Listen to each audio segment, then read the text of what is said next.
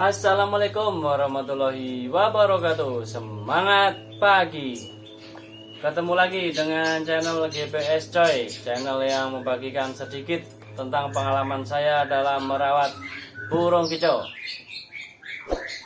Baiklah teman-teman, saya berharap teman-teman selalu sehat, selalu sukses dalam melakukan segala aktivitasnya, dan jangan lupa selalu berdoa, berzikir ya. Untuk yang muslim, berzikir kepada Allah, selalu sholawat ya kan. Apalagi di musim pandemi ini, perbanyaklah sholawat dan istighfar itu teman-teman ya. Karena pada masa Rasulullah dulu, ketika ada wabah, Rasulullah mendatangi ke suatu wilayah tersebut, wabah itu diangkat oleh Allah gitu. Jadi karena Rasulullah sekarang udah nggak ada, jadi perbanyaklah sholawat itu teman-teman ya. Baiklah teman-teman, pada kesempatan kali ini saya akan membahas perawatan ciblek agar gacor ya gitu.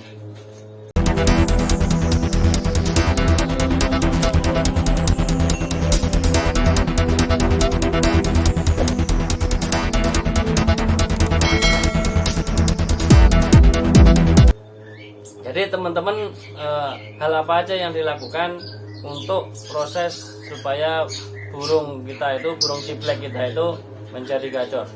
Wah, mohon maaf teman-teman, ini kayaknya lagi ada poking ya di belakang rumah, jadi berisik ngung ya. Jadi yang pertama yang harus dilakukan teman-teman itu perawatan harian.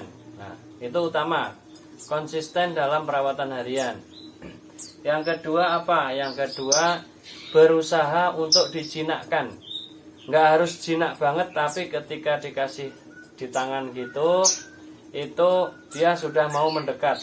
Nah, itu nanti untuk perawatan supaya gacornya itu lebih mudah daripada yang pegang kandang, digantung kita deket aja udah gitu ya, gerabak-gerabak gitu ya. Itu agak lebih susah untuk menggacorkannya. Jadi teman-teman langkahnya ya, ini terutama teman-teman yang fokus di ciblek ya teman-teman. Kalau banyak burung seperti saya ya, ada beberapa burung, jadi ciblek ini tidak saya fokuskan karena hanya untuk masteran. Hanya saya usahakan dia itu rajin bunyi dengan pemenuhan kebutuhan pakannya yang sesuai buat dia rajin bunyi itu teman-teman ya. Apa aja yang dilakukan kalau saya itu menggunakan pur racikan ya. Sudah saya bahas di vlog saya sebelumnya, ketika ada di YouTube pakan racikan ciblek gacor. Nah, itu nanti beberapa video saya itu akan nongol di pencarian YouTube gitu teman-teman ya. Jadi itu yang pertama. Terus yang kedua bagaimana? Yang kedua yaitu pemberian EF-nya. Pemberian EF-nya itu kalau menggunakan ini saya bahas yang pakai pakan racikan ya teman-teman ya. Kalau memakai pakan racikan, EF-nya hanya jangkrik untuk awal pemakaian. Kasih jangkriknya 5 pagi 5 sore. Terus ya. Kalau itu nggak ada masalah, nggak ada iseng ke bulu, lanjutkan dengan 5 pagi 5 sore gitu. Dan itu insya Allah dalam waktu seminggu itu sudah ada hasil yang baik gitu teman-teman ya.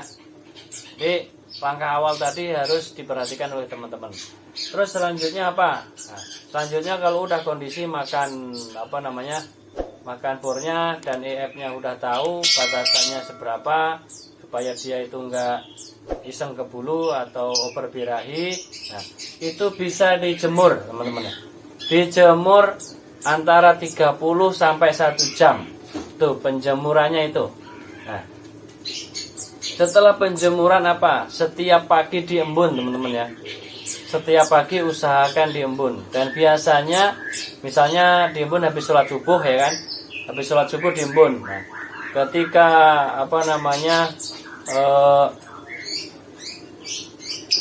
dia itu mau mulai bunyi itu kira-kira setengah 6. Nah, ketika mulai jam 5, misalnya jam 5 diembun, biasanya itu setengah 6 atau jam 6 itu dia baru bunyi. Kalau baru dikeluarkan selang 15 menit dia nggak bunyi.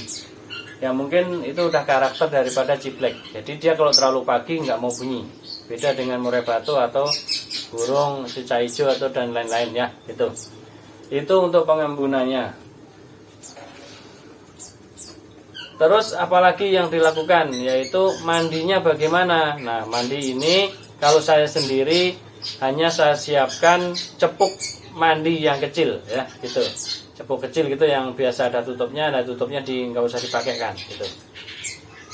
Itu lakukan rutin, insya Allah dalam waktu 1 bulan itu sudah gacor teman-teman. Kalau untuk mau ngebernya kuat, nah itu lakukan rutin. Terus sesekali itu dikasih kroto ya, dikasih ulet Hongkong. Nah, jadi teman-teman yang tahu sendiri, yang tahu karakter daripada ciblek teman-teman. Jadi ketika saya kasih Hongkong segini, gimana nih efeknya, ngeber nggak gitu kan? Kalau saya kasih kroto segini, dia ini ngebernya bagaimana kan gitu? Ya kan, bunyinya bagaimana, gacornya gitu. Jadi teman-teman juga harus memahami hal tersebut, gitu ya. Nah, kalau misalnya nggak pakai pakan racikan gitu kan, atau pakan racikannya nggak lengkap sesuai di vlog saya gitu, ya udah tepungnya nggak ada, pakai aja pur superfit atau pur high protein yang lain 8 sendok gitu ya, dihancurin, dihalusin, diaduk dengan pur malo atau pur leopard ya kan, dicampurin susu denko, campurin serelak rasa kacang hijau atau beras merah, sun atau serelak bisa ya, itu teman-teman ya.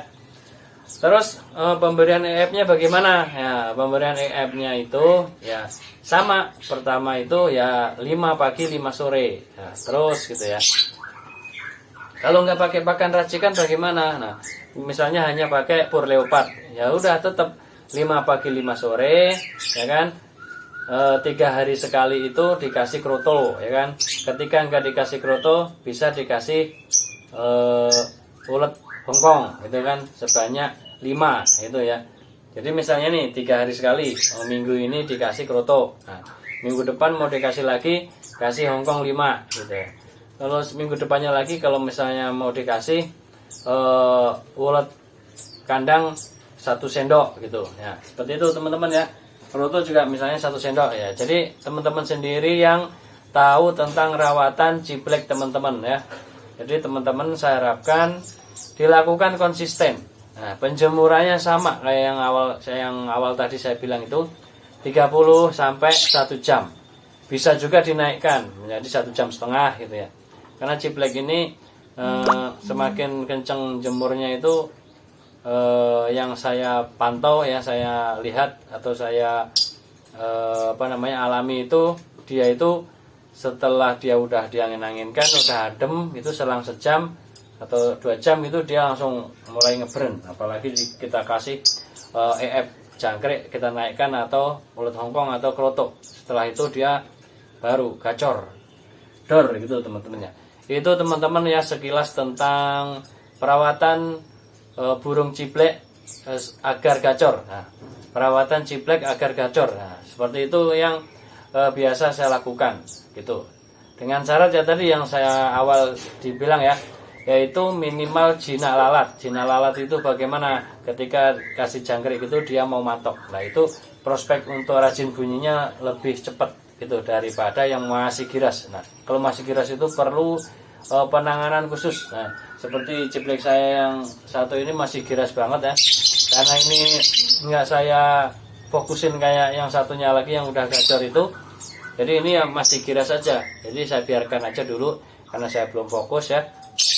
Jadi belum saya taruh di pinggir jalan, ini masih taruh di sini di atas, jadi masih gerabaknya masih ada. Mungkin kadang saya terapi lapar, nah dia baru mau matok gitu. Tapi ini enggak terlalu saya uruskan, tapi saya biarkan aja, biarin aja. Nanti suatu saat juga akan saya terapi, ya kan? Mungkin saya pindah yang gacor itu taruh sini, yang masih giras ini saya taruh bawah, biar dia adaptasi, biar dia bisa sama-sama gacor gitu teman-teman ya. Demikian sedikit informasi dari saya. Akhirnya wassalamualaikum warahmatullahi wabarakatuh. Semangat pagi.